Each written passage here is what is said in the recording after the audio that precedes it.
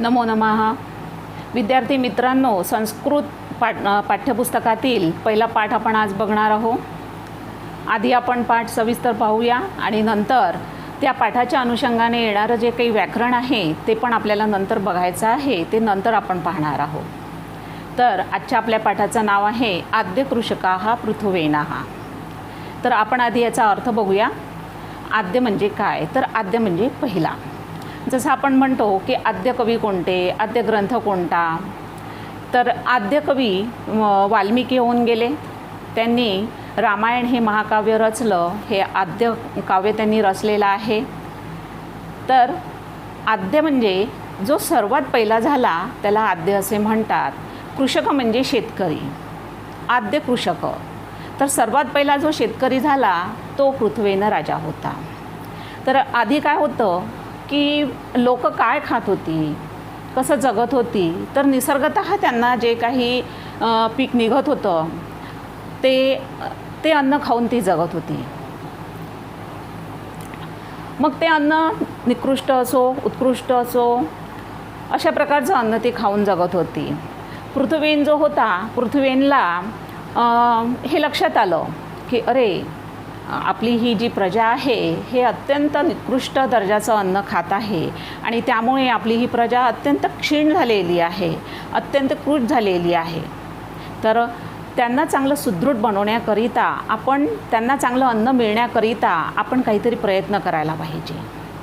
आणि प्रत्यक्ष पृथ्वीने धरती मातेने या पृथ्वेनला मार्गदर्शन केले आणि मग पृथ्वेन आणि त्याची प्रजा या दोघांनी मिळून जे काही प्रयत्न केले त्याचं वर्णन या पाठामध्ये दिलेलं आहे.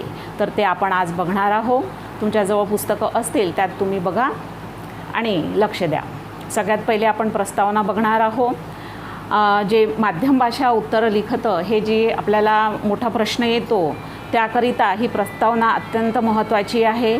जर तुम्ही ही प्रस्तावना त्यामध्ये लिहिली तर तुमचं जे उत्तर आहे ते अत्यंत प्रभावी असं उत्तर राहील आणि तुम्हाला पूर्ण मार्क्स त्या प्रश्नाला मिळू शकतं. तर बघा, ऋग्वेदात एषा कथा उद्धृता. ऋग्वेदातून ही कथा घेतली आहे. कोणत्या मंडलातून घेतली आहे त्याचा उल्लेख पुढे आहे. कितवी ऋचा आहे, कोणता मंत्र आहे, कोणता मंडल आहे. ऋग्वेदामध्ये मंडल असतात, तर ते 10व्या मंडलातून घेतले आहे. 93 ऋचा आहे, 14वा मंत्र आहे. तर अशा प्रकारे ऋग्वेदातून ही कथा घेतलेली आहे. वेन भूपते पुत्र वेन्यः एव पृथुवेन इति नामना ज्ञात.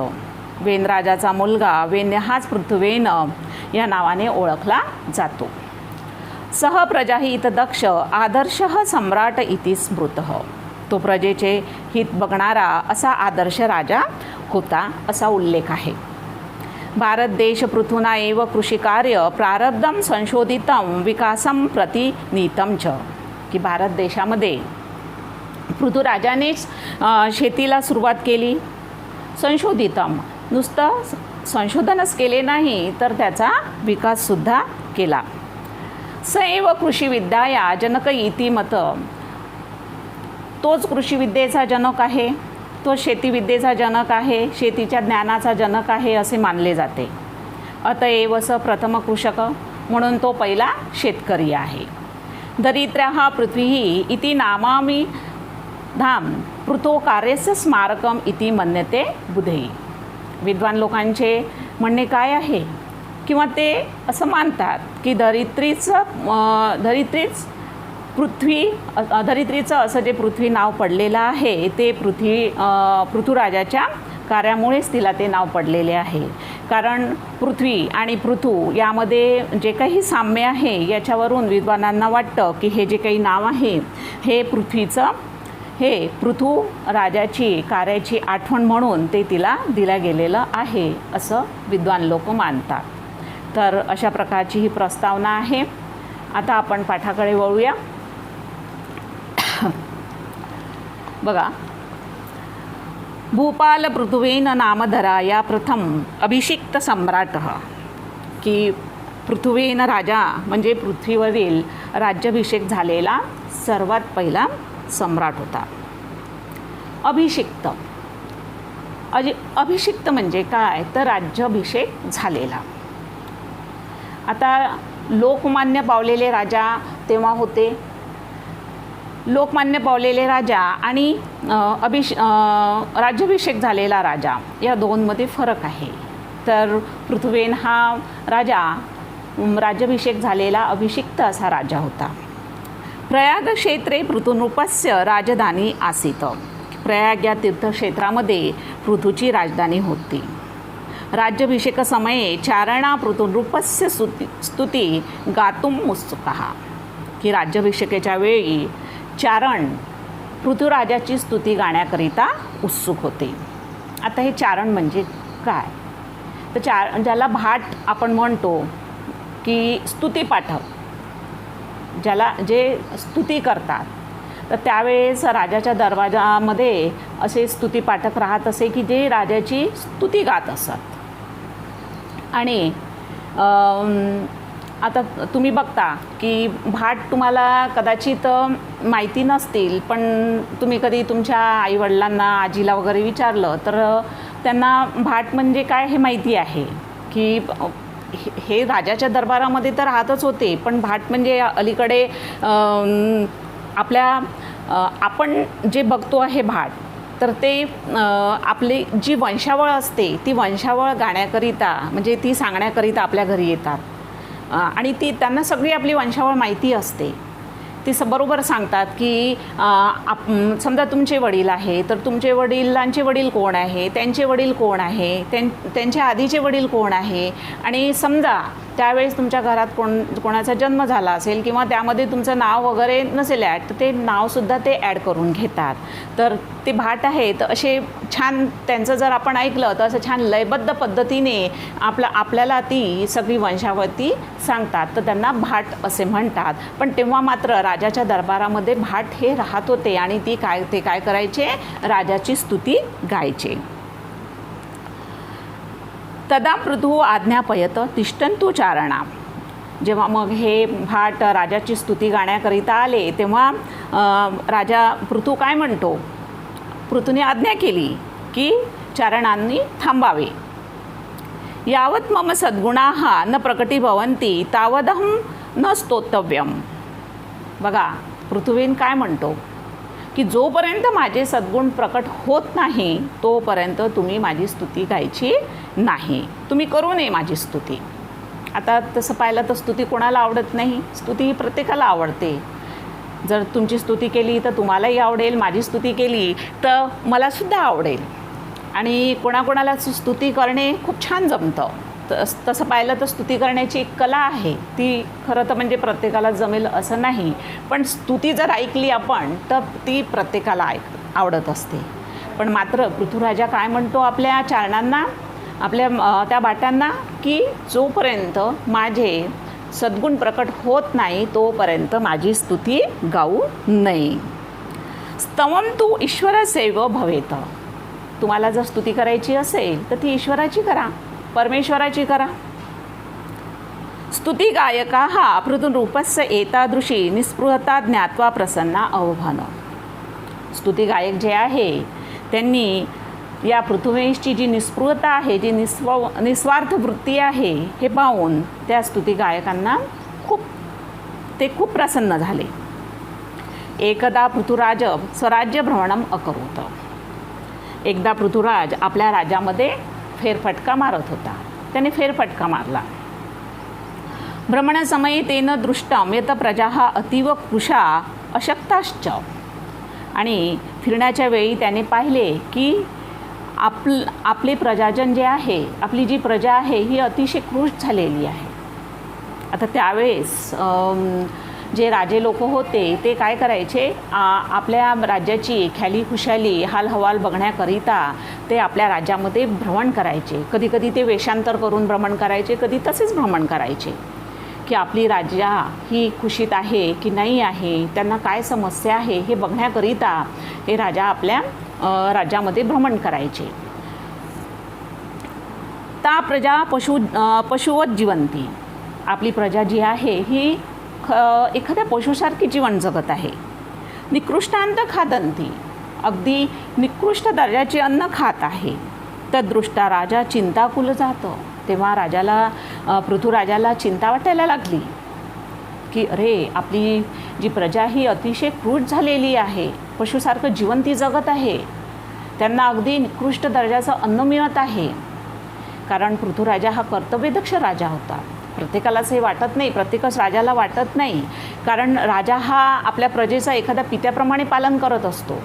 आणि जे असे राजे असतात त्यांना खरोखरच आपल्या प्रजेविषयी चिंता वाटत असते. पृथ्वीराजा हा त्यातलाच होता, त्यालाही चिंता वाटायला लागली. तदा पुरोहित वदत, तेव्हा पुरोहित म्हणाले. आता पुरोहित जे आहेत हे राजाला सल्ले देण्याकरिता राजाच्या दरबारामध्ये नेमलेले असायचे. ते काय करायचे, वेगवेगळे ग्रंथ वाचून ह्या राजाला सल्ला द्यायचे आणि मग ह्या सल्ल्यानुसार राजा निर्णय घ्यायचा. त्याला जे ठरवायचं ते या पुरोहिताने दिलेल्या सल्ल्याप्रमाणे तो राजा करायचा. हे राजन, धनधान्यादी सर्व वस्तू जातम वस्तुतः वसुंधराया उदर एव वर्तते. बघा, तो एक काय म्हणतात पुरोहित की हे राजा, हे सर्व जे काही धनधान्य आहे, सगळ्या काही वस्तू आहे, हे खरं तर पृथ्वीच्या पोटामध्येच आहे. तत्प्राप्तुम यतस्व, ते मिळवण्याकरिता तू प्रयत्न कर. अशा प्रकारचा सल्ला या पुरोहिताने या पृथ्वीराजाला दिला. तदा पृथ्वीभूपेन तदर्थम धनुसज्जित कृतम, तेव्हा पृथ्वीराजाने त्यासाठी काय केलं, धनुष्य सज्ज केलं. आता तो राजा, त्याला असं वाटलं की कोणतंही काम करायचं, काही जर मिळवायचं असेल तर आपल्याला युद्ध करावं लागेल, म्हणून तो काय करतो, आपलं जे धनुष्यबाण आहे ते सज्ज करतो. तदा भूमी स्त्रीरूपम धृत्वा तस्य पुरुत प्रकटिता अवभत अवदतच, तेव्हा जी पृथ्वी आहे, जी भूमाता आहे, ती प्रकट झाली आणि स्त्रीरूप धारण घेऊन प्रकट झाली आणि राजाला म्हणाली, हे राजेंद्र, हे राजा, तव पिता दुःशासक वेनराज राजधर्मस्य पालन ना करोत, की तुझा जो पिता होता वेनराज हा अत्यंत वाईट राजा होता, तो राजधर्माचे पालन करत नव्हता. तयामया चोर लुंठक भयात धनधान्य पुष्पफलानी मम उदरे निहितानी, म्हणून मी काय केलं, पृथ्वी माता बोलते बरं काही, ती म्हणते की म्हणून मी काय केलं की मी चोर लुटारू यांच्या भीतीने जे काही धनधान्य आहे, फळं फुलं पुष्प आहे, हे मी सर्व काय केलं, मी माझ्या पोटामध्ये ठेवून घेतलं. त्वंतु प्रजाहित दक्षन रूपः, पण तू मात्र प्रजेचं हित बघणारा असा कर्तव्यदक्ष राजा आहेस. यदि त्वं प्रयत्नेन कृषिकार्य करोषि तर्हि अहम प्रसन्ना भविष्यामी, जर तू प्रयत्नाने जर शेतीचं काम केलं तर मी तुला काय होईल, प्रसन्न होईल. आता प्रसन्न होईल म्हणजे भरपूर पीक तुला निघेल. तू जर अशा प्रकारे कार्य केलं तर तुला भरपूर पीक निघेल, याचा अर्थ इथे असा होतो, प्रसन्न होईल म्हणजे भरपूर पीक तुला निघेल. अतः धनुतज्ज, तेव्हा तू तुझे हे धनुष्य टाक. इथे बघा पृथ्वीने आज्ञा केलेली आहे. खनित्राणी हलान कुद्दालकानी लवित्राणी च हस्ते गृहीत्वा प्रजाजने सह कृषी कार्य करू. खणण्याची जी हत्यारे असतात, नांगर, हलान म्हणजे नांगर, कुद्दलकाणी म्हणजे कुदळी, लवित्राणी म्हणजे विळे, हे घेऊन तू काय कर, प्रजाजनासहित तुझ्या प्रजेला सोबत घेऊन तू काय कर, शेती कर. अशा प्रकारे ही जी पृथ्वी असते, या पृथ्वीने या पृथ्वीराजाला आज्ञा केली, त्याला मार्गदर्शन केले. पुढे बघा, भूमातो उपदेशम मनसी निधाय पृथ्वेन नदीनां मार्गम अवरुद्ध कृषी कार्यार्थ जलस्य उपयोगम अकरोत, की भूमातेचा, मग जेव्हा ही भूमाता उपदेश करते तर हा भूमातेचा उपदेश मनात बाळगून पृथ्वीने काय केलं, जो नद्यांचा प्रवाह असतो तो अडवून त्याने त्या पाण्याचा शेतीसाठी उपयोग केला. वृष्टी जलसंचय कृत्वा जलव्यवस्थापन अकरोत, पावसाचे पाणी साठवून त्याने काय केलं, जलव्यवस्थापन केले. भूमीम उर्वरतमा कर्तू प्रायत, जमीन जी असते त्याला अत्यंत सुपीक बनवलं. आता बघा जलव्यवस्थापन, आता ही जी कला आहे आपल्याला हे लक्षात येईल की ही जी कला आहे ही त्यावेळेसच्या लोकांना ही कला अवगत होती जलव्यवस्थापन करण्याची. आपण आता म्हणतो की धरणे बांधा, पाणी अडवा, पाणी जिरवा, पाणी साठवण्याकरिता, पण तसं पाहिलं तर या पृथ्वीवरती भरपूर पाणी आहे, पण आपल्याला मात्र त्याचं जलव्यवस्थापनच करता येत नाही. पण तेव्हा मात्र त्यावेळेच्या लोकांनी हे जलव्यवस्थापन केलं होतं, त्यांना ही कला अवगत होती. आणि आपण मात्र आता उगीचच काय करतो की पाणी पुरत नाही, जलव्यवस्थापन केलं पाहिजे, करतो, पण त्याचा योग्य उपयोग आपण करत नाही. तर त्यावेळेसच्या लोकांनी पृथ्वीराजाने सुद्धा काय केलेलं आहे, जलव्यवस्थापन केलेलं आहे. जे पण काही नद्यांचं पाणी होतं त्या नदींचा प्रवाह अडवून त्याने ते पाणी साठवलं. त्याचप्रमाणे जे पावसाचं पाणी होतं ते पण त्याचं पण जलव्यवस्थापन केलं. आणि जी जमीन होती ती जमीनसुद्धा त्याने काय केली, सुपीक केली म्हणजे जो जमिनीचा कस आहे तो सुधारला. त्याला अधिक चांगलं पीक येण्याकरिता, त्याचा कस सुधारण्याकरिता जे काही प्रयत्न करता येत असतील ते त्यांनी त्यावेळेस केले. तदनंतरम तस्मिन क्षेत्रे जनाः धान्य बीजानी औपन, त्यानंतर शेतात लोकांनी काय केले, धान्याचे बी पेरले. सनैक्येभ्यः वृक्षेभ्यः विविध प्रकाराणां बीजानां संकलं चयनं च परिश्रमेण, आणि त्यांनी काय केलं, मग अनेक प्रकारच्या वृक्षांच्या बियांचे संकलन केले आणि धान्य पेरले आणि परिश्रमपूर्वक त्यांनी हे सर्व कार्य केलं. ज्या काही अनेक जे वृक्ष आहे त्यांच्या बिया गोळा केल्या, त्यांचे संकलन केले, म्हणजे त्याला चांगल्या बिया कोणत्या, खराब बिया, कुजलेल्या बिया कोणत्या, यांची योग्य निवड करून त्यांनी काय केली, त्या धान्यांचे बीज हे यांची निवड केली. त्याच्यावरती अतिशय परिश्रम या लोकांनी घेतले. अनंतरम बीजानां संस्करण कृत्वा वपनम अकरोत, नंतर त्या बियांवर संस्करण केले. त्याला ज्या काही चांगल्या ज्या बिया आहे त्या अधिक त्यातल्या त्यात आणखीन ज्या वृक्षांच्या ज्या आणखीन चांगल्या बीज आहे ती बीज निवडण्याचा त्यांनी काय केलं, प्रयत्न केले.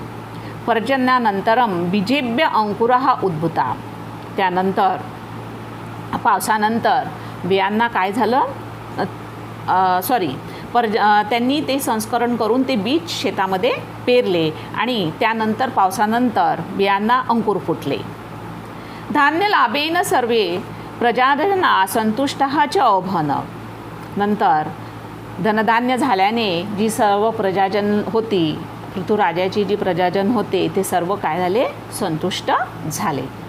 एषः कल्याणकारी नृपः पृथिव्या प्रशासने अग्रणी जनसेवाव्रती, अशा प्रकारे हा जो कल्याणकारी राजा पृथ्वीवर प्रशासनाच्या बाबतीमध्ये अतिशय श्रेष्ठ, अग्रणी म्हणजे सर्वात पुढे आणि जनतेचे व्रत घेतलेला असा हा राजा होता.